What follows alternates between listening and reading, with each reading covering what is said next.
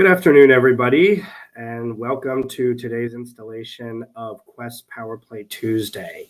Thank you for bearing with us for a minute there. We were dealing with some technical difficulties. I do see some comments coming in now.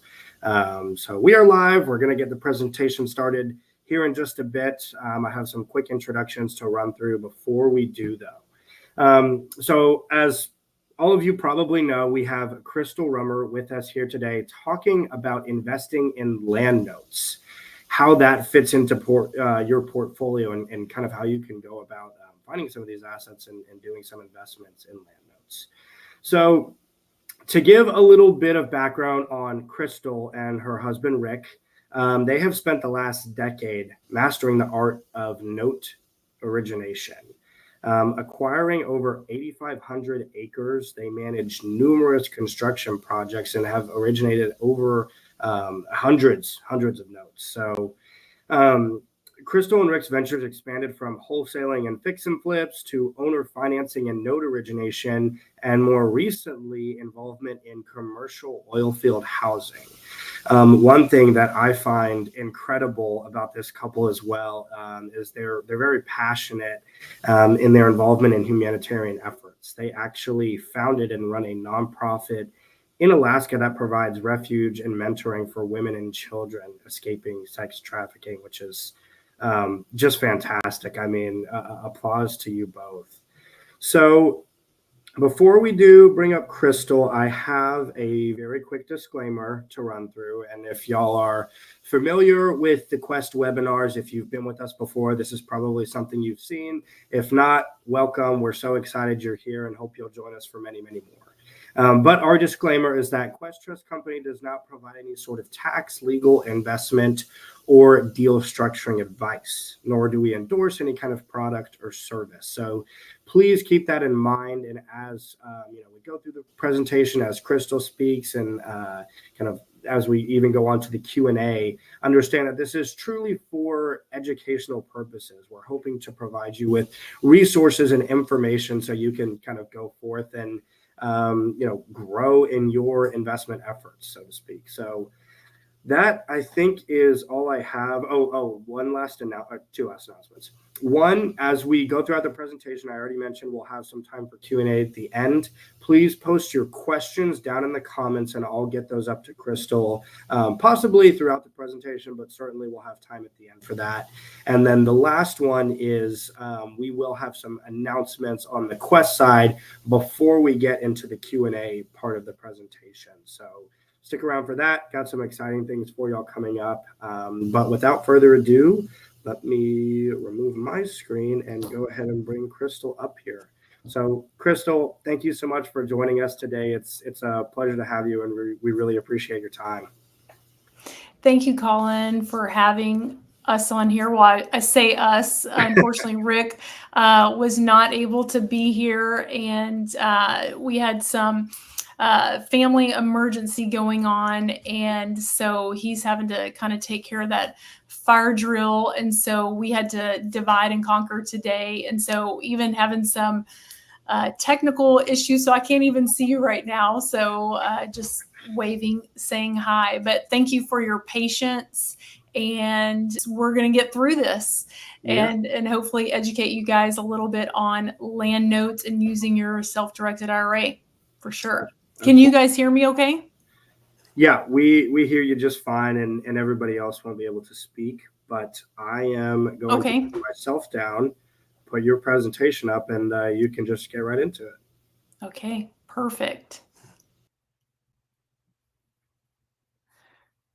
Well, we are Texas Secured Notes, and thank you again, Colin, for the introduction. Yeah, I'll just go ahead and give a quick background because it kind of shares about our past and how we came to originating notes, and then also what our passion is. But we started in 2008, started doing wholesaling, fix and flips, rentals, and we actually ended up having a couple of rentals and fix and flips that we didn't have an exit strategy for. We had a fix and flip that we could not sell. And so we were trying to figure out, what are we going to do with this property? And we ended up turning that into a note. We actually used, this was back in 2010, we used someone's self-directed IRA at Quest, and we were able to use that and originate a note. And the investor and us as well as investors got to profit off of that, which was awesome. And then we also had some rentals as well. And we were living in Houston, Texas at the time. And we had one December, actually it was in January, we had some renters after December, after Christmas, skipped out on us. Well, at that time, the pipes had busted in that home and it had froze over. It never does in Houston, Texas, and it did that day. And renters weren't there because they skipped out on payment, and pipes bursted and the whole house flooded. And so we had that situation where we were going, what do we do? And so we ended up cleaning it up. It was big mess, lots of money, but we ended up turning that home into a note as well. And so we got into that. We got into doing the commercial real estate space as well, some oil field housing, which was great for a time. And so we laugh, we kind of tell people, like, we've experienced a lot and can help and share what not to do. But then we got into a lot of the humanitarian stuff with the nonprofit. And that was really our passion. We had adopted our daughter out of sex trafficking. And then we just had a drive to help women and children that were vulnerable in that place and build a home, a place of refuge for them. And so we did that for quite a while and still active in that. But the reason why we're so passionate about notes is because we help caretake on both sides of our family. And with that, we knew that notes was a great passive way to help build our family's portfolio and bring in that monthly income that they were needing. We help on both sides of our family. And so notes have been such a big part of our life. And so we just kind of went back to notes and some land development, where that was the area that we just really fell in love with and where we could help other people use their self-directed IRA on. So what we do is we focus on, and I'm just going to share briefly of what we do and then kind of go over on land notes, using your self-directed IRA with land notes. But we'll buy a large parcel of land, whether it's 40 acres or 400 acres, and then we'll subdivide it into smaller tracts. In Arkansas, they might be around 3 to 5 acres. In Texas, they're going to be 5 acres on up, usually 5, even 12-acre tracts. It says subdivide 5 to 20 acres. Some of them can get larger, but then a lot of those tracts, we get to owner finance them. So we are getting to then create a note, i.e. mortgage on the land for borrowers.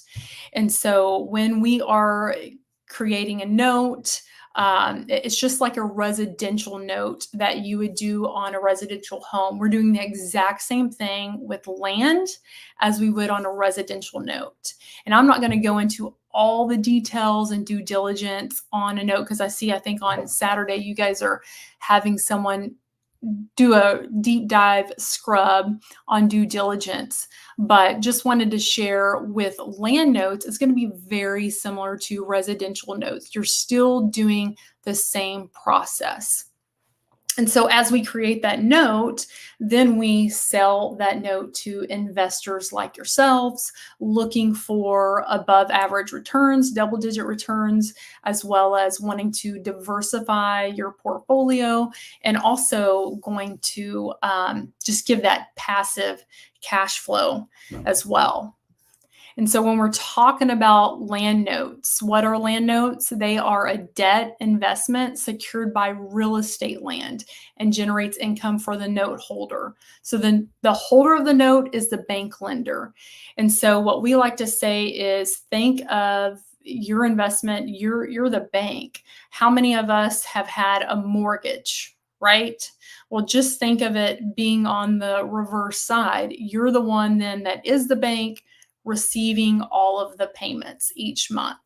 And Texas, we love because it is a very lender-friendly state. There's a lot of great things about Texas, but one is because it's a lender-friendly state. So when you're buying a residential note or a land note, you if you have first lien position, and if that borrower was to default, then you can take back that property, and your collateral is going to be the land. And what's great is Texas has lots of land. It's a lender-friendly state, like I said. And then you have the power play, just like the banks that have the largest buildings on every corner. It seems like you hold the power with that land note, just like you would for a residential note. So I wanted to share a little bit about this. Who should invest in notes? I first wanted to say who probably shouldn't invest in notes is going to be someone that loves the thrill of seeking a new deal all the time, or that loves that active daily, engagement, i.e. probably a house flipper. We laugh because we say land notes are not sexy. But what we do love is that notes are going to be very simple, and they're going to be secure, and they're going to be steady. And so there's going to give you that stability. I saw something that said land is a timeless value that grows with generations. And I loved that because we personally have bought land and just held on to it. My family has bought land and held on to it. And it has grown in value and grown with generations as well. And so for someone that has a self-directed IRA, can invest, that's looking to get more of a passive return. What's great about land notes, just like residential, is that you do your due diligence one time. The terms are already set in place. And so you get to see that return and that passive return over and over each month. The benefits of owning of a land note is going to be number one, stability. And so more predictable returns. What we like about the stability is that you're going to know your upside and your downside, and you're going to know the exact percentage as well. So if you get into a land note that's going to be 12%, well, you know that you're going to get that 12% return. No more, no less. It's at 12%, whether it's going to be a note that's at 5 years, 10 years, 15 years, whatever that term is set in place. But you're going to know that stability. Then we also have passive income, like I already said. You get to sit back, collect the monthly checks, just like you would with a residential mortgage as well. And again, the passive, it's like you're being the bank every month, and you just receive those payments. Another thing that we love, probably one of the biggest things with land notes and just notes in general, is going to be the simplicity. No daily management, no hassles, no repairs, no maintenance issues or tenants. And so you're not having to deal with tenants and toilets, and you're definitely not having, it's like if you're Bank of America, no one's calling Bank of America and saying, hey, my AC in the summer went out. I need you to come fix it. That doesn't happen. You just to keep collecting the checks each month. I actually had a investor this past week after we had a bunch of storms up in the DFW area. He was a little outside of the DFW area, but he has a bunch of rentals, and he had 4 trees that ended up falling on his properties. And so he had to go and cut down the trees, and one actually fell onto the house, or one of the homes that he had a rental of. And he's an older gentleman, and he just said, I'm just really tired of having to deal with the tenants, as well as dealing with just all the things that come with it. And he goes, I've never had to deal with a storm like this before. And I've had 4 large trees that fell onto 4 of my properties. So if you were the note investor being the bank, then you wouldn't have to take care of those trees. That would be on the borrower's side that would have to take care of it. We also have that it's secured. Land note, owning one, it's a real estate note is backed by collateral and borrower's guarantee. I mean, obviously, for example, if you get first lien position, so when you're in first lien, you can take back the property from the borrower. If that borrower defaults, worst case scenario, then you can take back that property. And with land, what's great, if they've built on that property, you can take back not only that land as well as that home as well. I think with land value added improvements.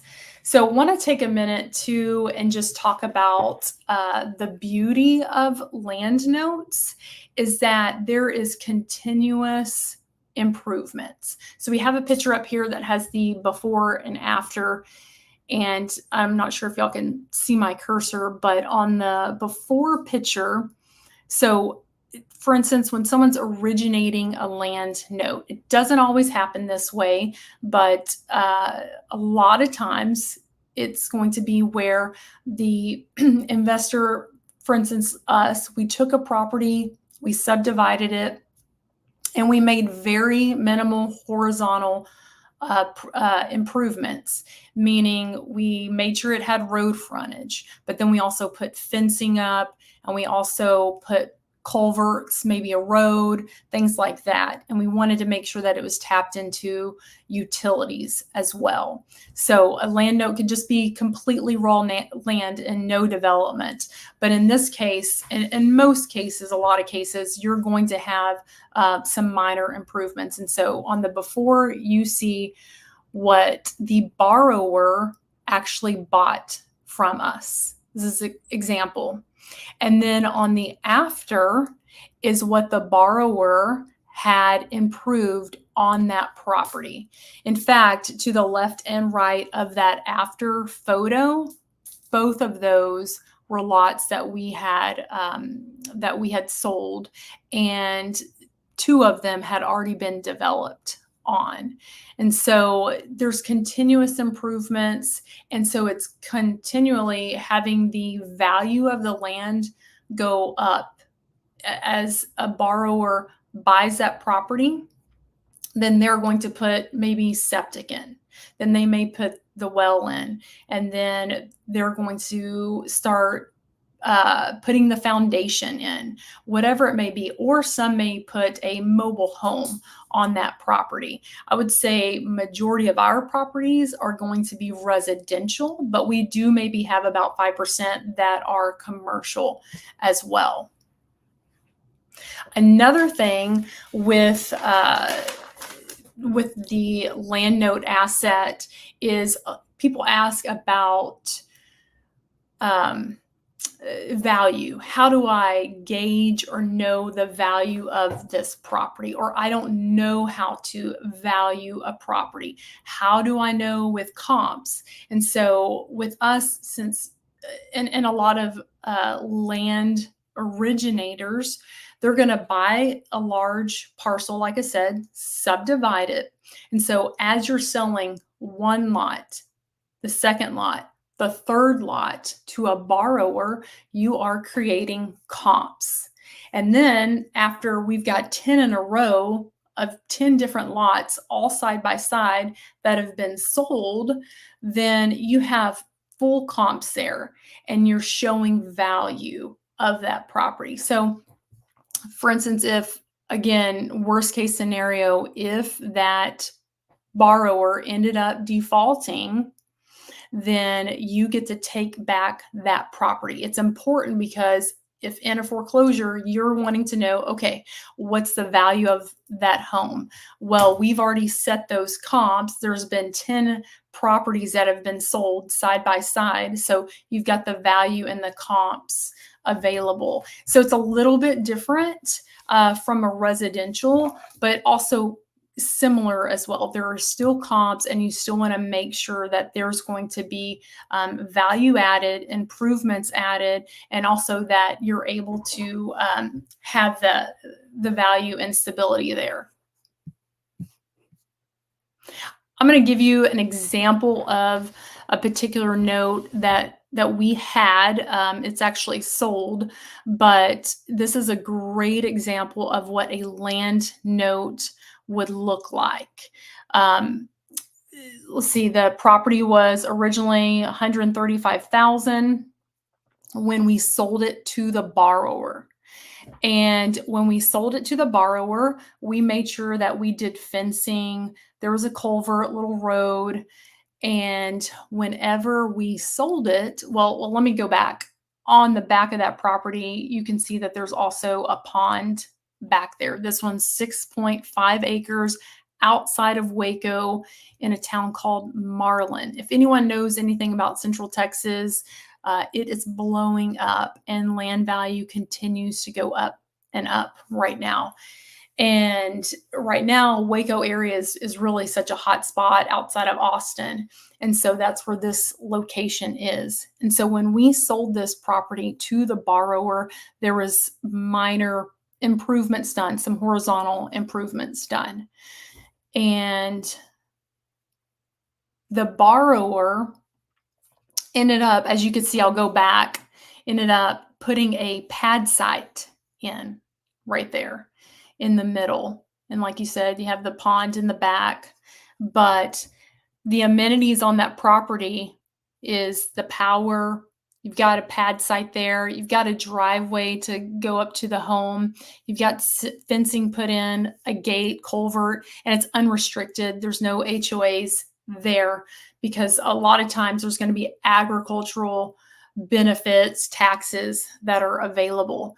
But what's great with this borrower, with this land note, very similar to a residential note, is that we went through a full vetting process with this borrower. This borrower intends to make this, or did intend to make this, their primary residence. He had great income. Income was 3 times their monthly payment, which was awesome. He has a stable job for over 24 years and a decent credit score and a good DTI as well, which is debt to income. So this borrower was a strong borrower. Just like a residential note, a land note is going to be very similar, where you're going to go through the full vetting process of your borrowers. And so on the land, we made a few minor improvements, but then you can see that the borrower already started making improvements quickly to turn this into their residential home. I'll go over kind of briefly with any kind of land note, and I would throw this in with residential note as well.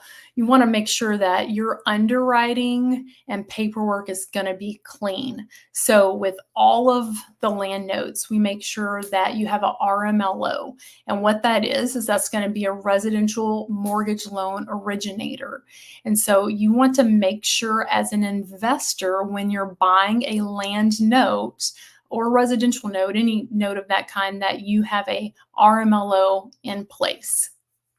Then you also want to make sure that there's clean title, of course. So with all of our borrowers, we do make sure that we close at a title company. You want to make sure that when you're buying a land note, that you have clear title, the borrower was closed at a title company, and that you also get what's called a lender's policy as well, and that gets transferred over to you as an investor. We also want to make sure when you're buying a land note that and this is really just a preference as an investor, but we prefer that going through a third-party servicing company. So with the borrowers, there's already a third-party servicing company that's handling all the payments, escrow, all of that. And then what's great is that gets transferred over to the investor as you buy that note. So here is that note. We saw a picture of it. We saw a little bit of information on it. I'm going to break down a little bit of what this actual note, land note, would look like. So let's go back to it. It was originally at $135. You can see the amount that it was sold for. And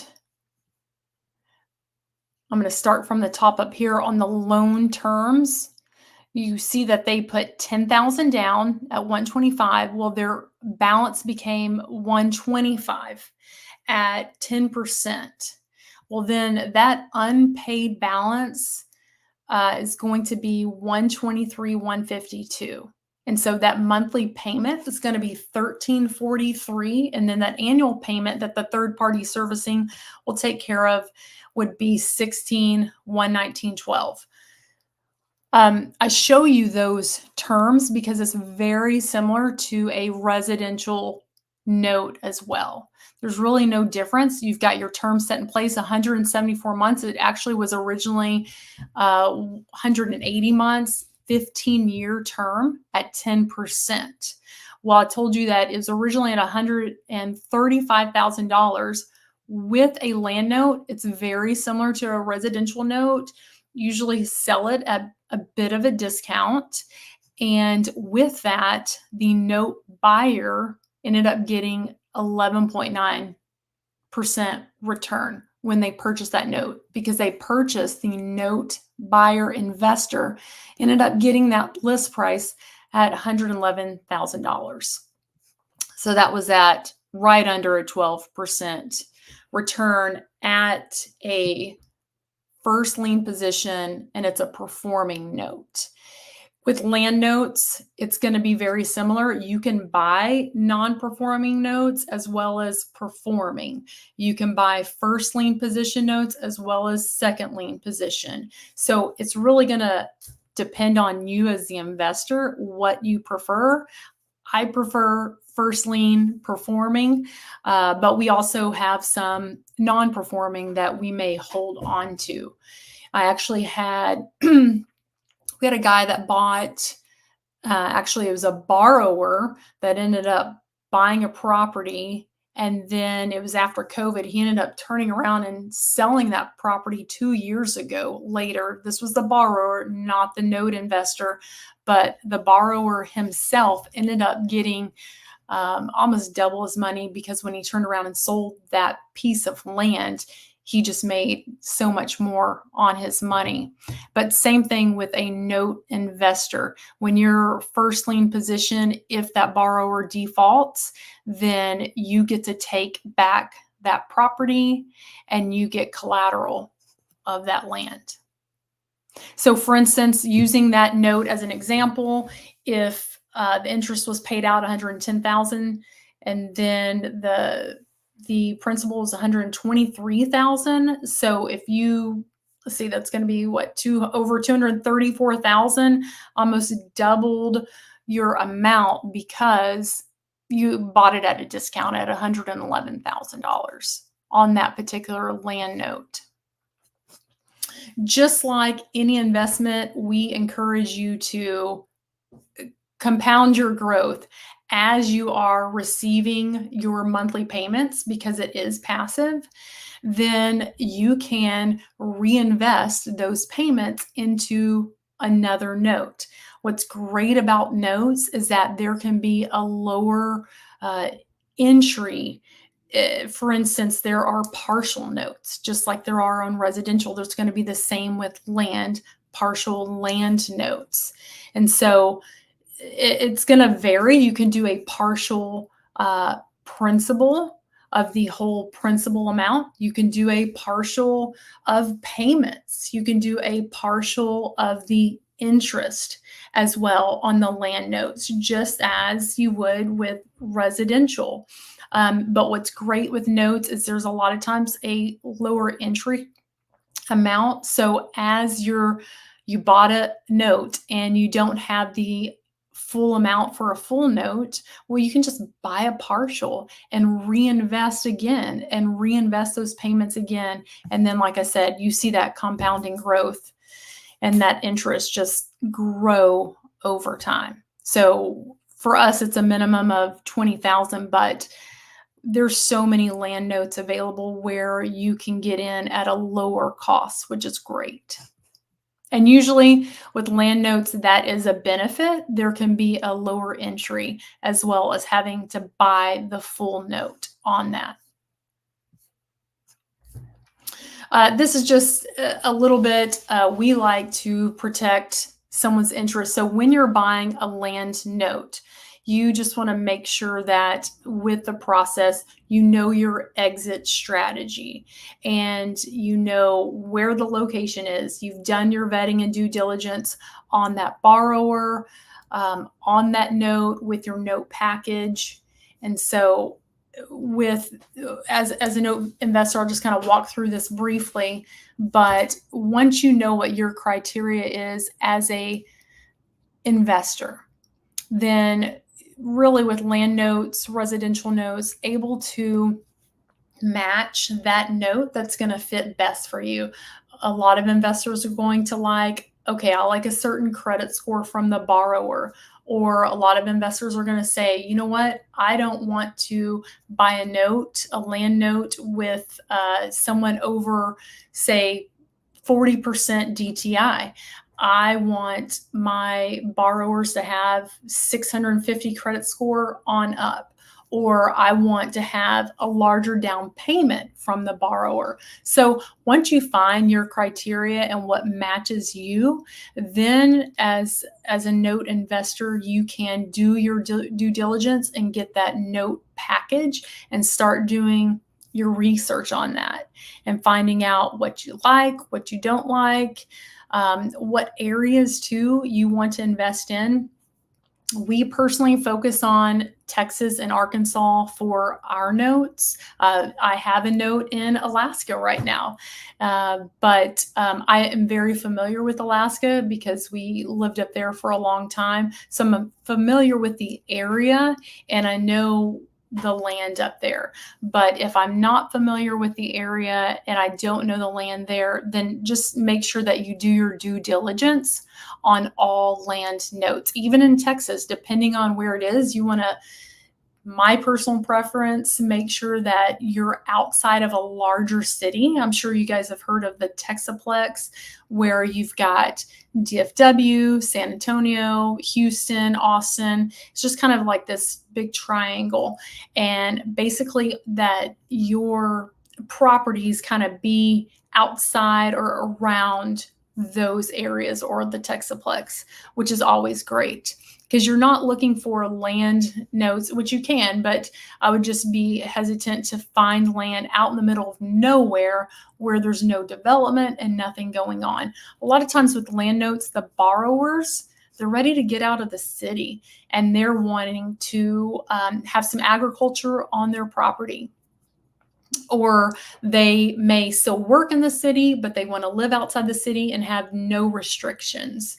And so that's why I would personally look for land that's going to be still close enough to the city, but outside where the borrowers have place to set roots and build their dream home and have their little slice of heaven outside of the city. So same thing on residential. You're just going to do your due diligence. And it sounds like on Saturday, someone's going to walk you guys through that. But then you're just going to go through your closing negotiations and with closing a note. I mean, it shouldn't take much time, depending if you're using your self-directed IRA, a trust, cash. You can use all of those avenues with buying land notes just as you would with any other investment as well. And then the closing should go very quickly. You should be able to either transfer that in-house direct to little to no cost, or You could close at a title company or at an attorney's office as well. But I believe I went over all the slides. This is our contact.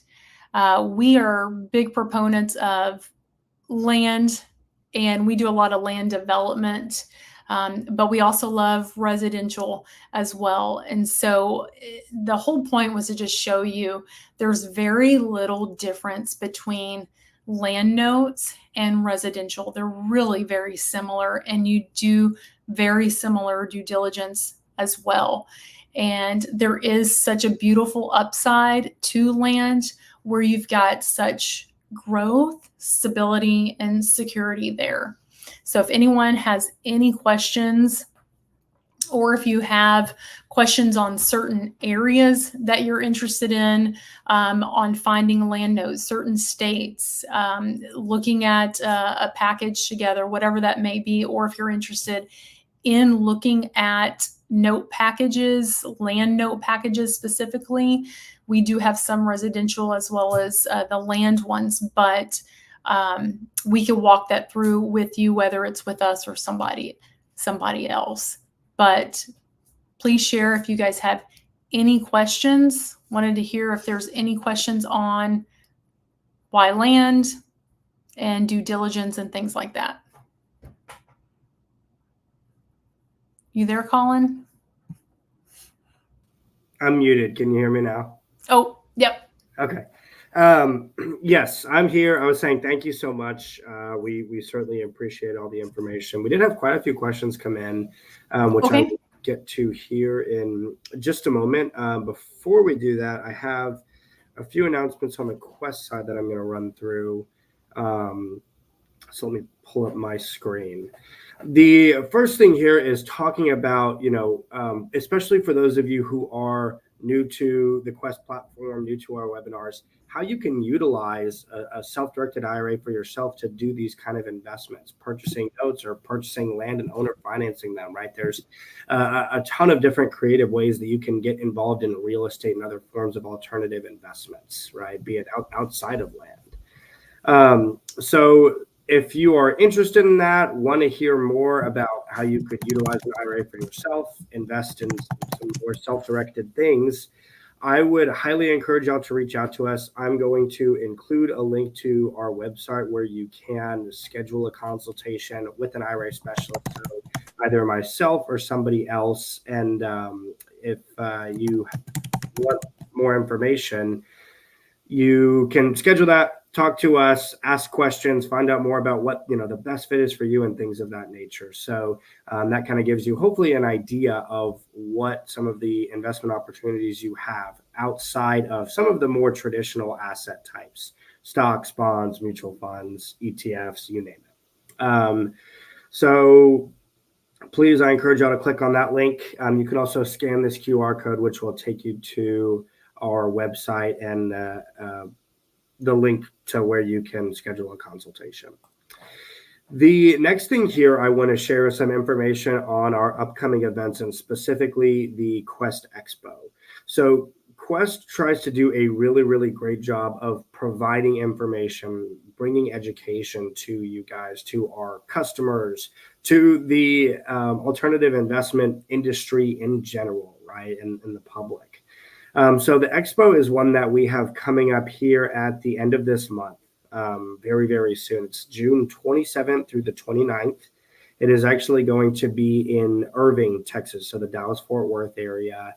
And we're hoping, probably as of right now, for maybe around 500 plus people to be there, including attendees, sponsors, vendors, speakers, experts, right, and the like. So for anyone who's interested, regardless of your experience level, your investment interest, there is really something for everyone here. And we're going to be going over all kinds of different alternative investments, self-directed topics. Solo 401ks will have attorneys and CPAs, everybody there to answer your questions, people there to network with, people to find notes to purchase from, people to find notes that you can sell to, right? Regardless of what you want to do, what you're looking for, we really think that this kind of covers all of the bases. So I'm going to also share a link to that in the comments. And then the very last thing, I'm going to post another link to. And actually, what Crystal already mentioned was our upcoming webinars. So we do have a webinar this upcoming Saturday. We do them twice a week, Tuesday and Saturday.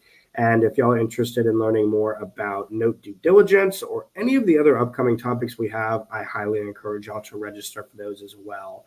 Our weekly webinars are completely free. The expo, depending on what you're looking for, general admission tickets are regularly $450, VIP tickets at $850, and we do have a 50% off code for those right now. So if y'all are interested in buying tickets, it's just Expo 50, and you can get them for 50% off for both general admission and VIP.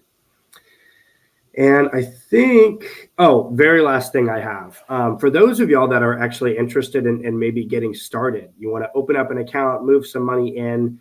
We do have a promotion right now. This is probably the most popular promotion that we run on an annual basis, but it is a rewards for deposit. So if you are moving in over $100,000, you could qualify for an account credit of anywhere from $125 to $500, which would help cover any quest fees that you have for going through the transaction process, making investments and things like that. It also includes a free ticket to the expo. So you can see the different tier levels there, 1 to 300,000, 300 to 600, and above that. And what the associated reward would be. You would gain a free expo ticket for anything over $100,000. So could be extremely lucrative if you're looking to get started. So with that being said, now that is my final slide, and I believe we can go into some Q&A now. So Crystal, there was quite a few that came in during the presentation and some that we've had after as well.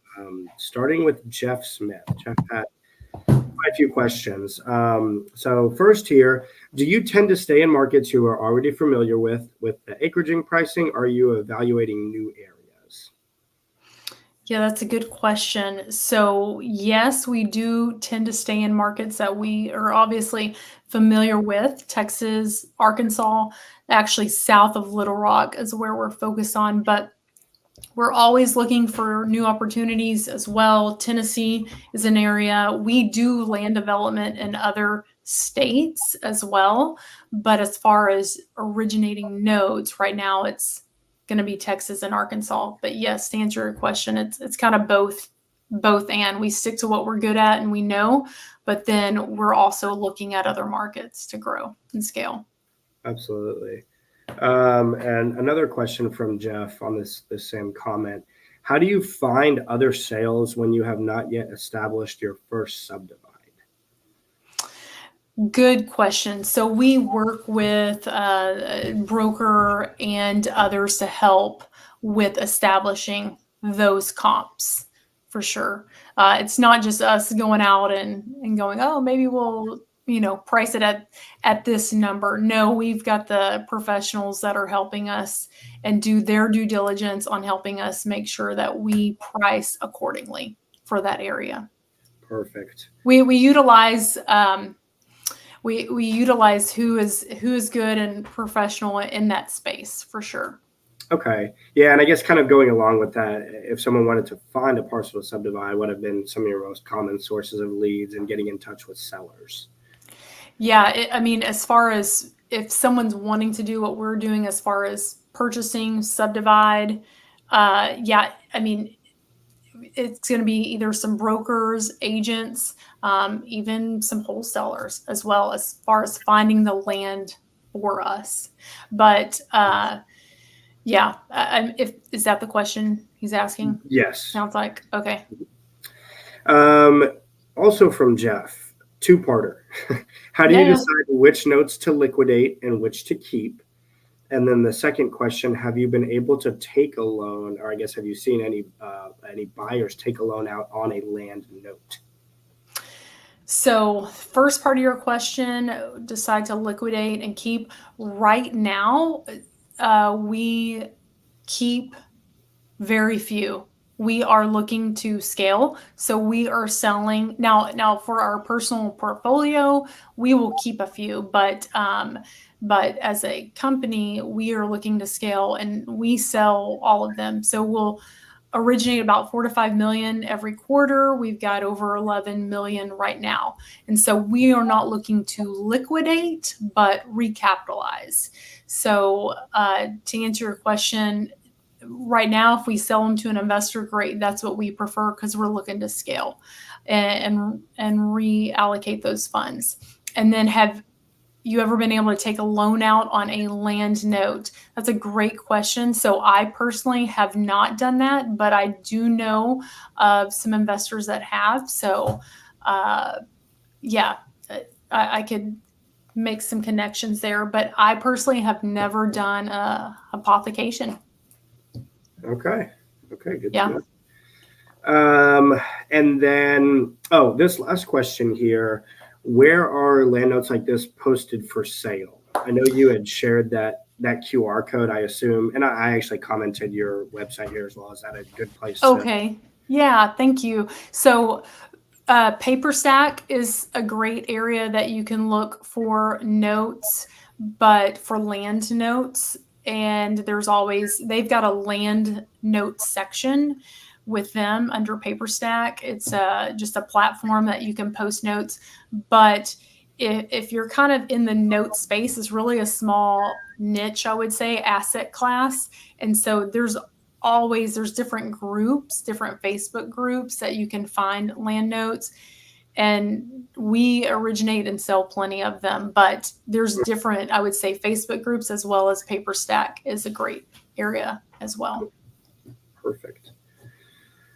What else do we have? Quest was our first investor. Like I said, back with that fix and flip, that was one of our very first ones with an investor, and it was through Quest. And he's still a investor today. So it's pretty cool. Yeah. Okay, a few more questions here. So Sue asked, why do you use an RMLO since it's not a homestead? Yeah, so in the state of Texas, we want to stay compliant, and our borrowers' intentions are to turn that into a residential home. So we want to make sure that if they're turning that into a residential home, then we stay compliant with the RMLO. It's just clean practice. You don't have to do it, but as an investor, note investor, you're wanting to turn around and sell that note, you're going to want to make sure that you have an RMLO, as well as we want to make sure that we're not gouging the, just good practice in general, but we're not gouging the borrower, and as well as we're also vetting that borrower as well, and make sure that we're just not lending to anyone that breathes. Okay, awesome.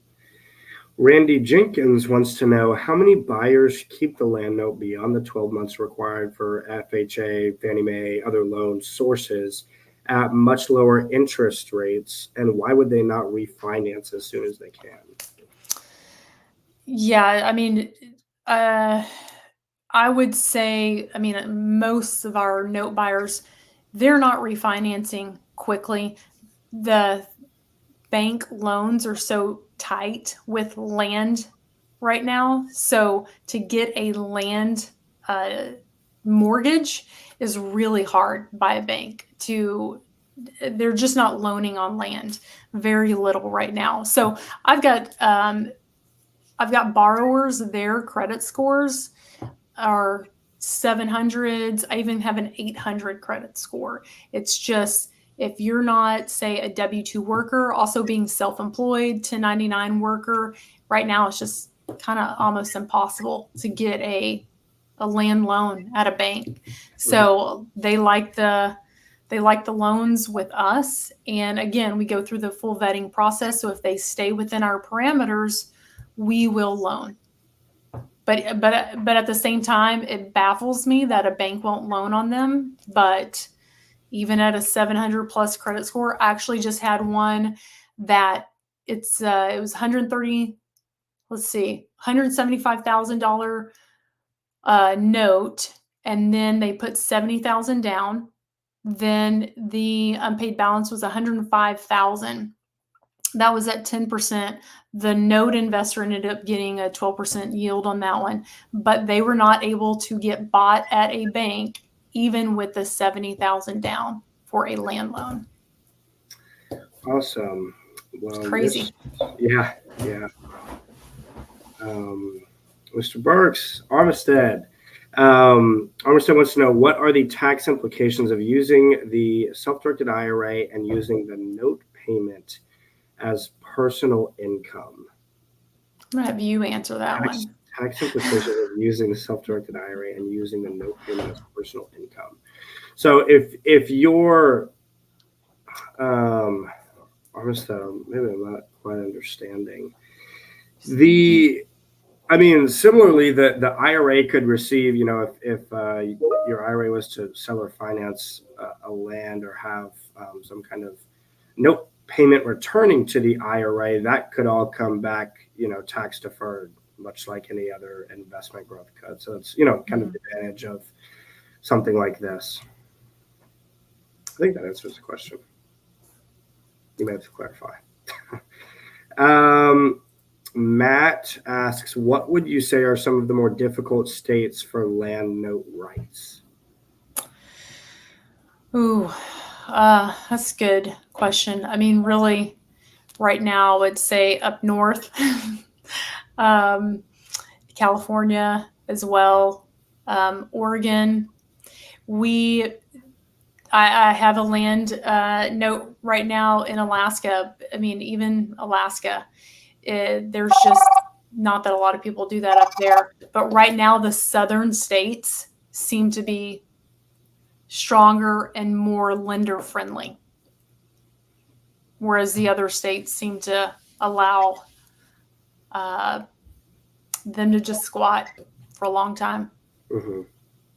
Yeah. And what's great about Texas and Arkansas and some of the southern states is that it's a very quick process too. Again, worst case scenario with default and you had to foreclose, we have had to do that, but it happens really quickly. So if anyone needed to go through that process as a company, we do help our investors. Our default rate is really low. Historically 2 to 4% ish. And so, but if we have to walk through that, we all have, it's done quickly. It's non-owner occupied is like 60 days. And then in owner occupied 121 days, I believe. So they can make that happen fast in Texas. Yeah, absolutely. And another, looks like our last question actually from Randy as well. How often do you buy notes versus speculate with buying the large tracts, subdividing and selling? How often do you buy? How often are we personally buying notes versus speculate with buying the large? So are you is he asking how often are we buying notes as opposed to originating them?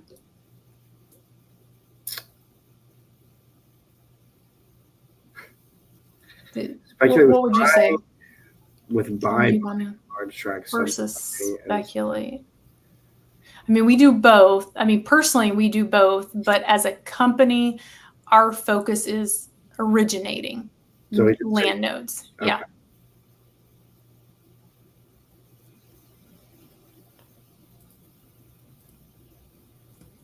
Okay. Perfect. Well, if there are no other questions.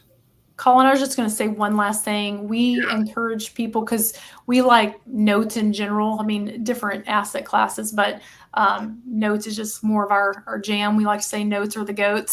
So, but diversify with residential and land. We are not one way saying it has to be this way or has to be the other, but we just love the diversification and the steadiness of notes and land. Sure. Well, I have, I'm sure there will be some more questions after the fact, and I've included your information there, Crystal. So Thank you. Like I mentioned in the beginning, I really do appreciate your time today. Hope, Rick and the family, everything's okay. Thank you. And yeah, thank you so much for joining us today. And everybody else, I hope you have a great Tuesday, and thanks for joining us for today's presentation. Thank you for having us. Yeah, It was a pleasure. absolutely. Bye. You have to take care.